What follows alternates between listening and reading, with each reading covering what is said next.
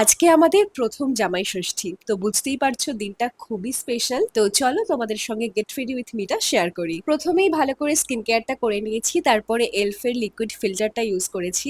আর base মেকআপটা খুবই soft আর natural রাখার চেষ্টা করেছি, যেহেতু ভীষণ গরম। আইব্রোসটাকে ভালো করে ডিফাইন করেছি, আর আই মেকআপের জন্য শাড়ির সঙ্গে ম্যাচ করে একটা soft peach smoky eye create করেছি। আর লিপস্টিকটাও রেখেছি নিউডের মধ্যে। আর এবারে আজকের সাজের প্রধান আকর্ষণ হলো এই জামদানি শাড়িটা আমি বেশ কিছুদিন আগে কিনে রেখেছিলাম আজকে পরবো বলে।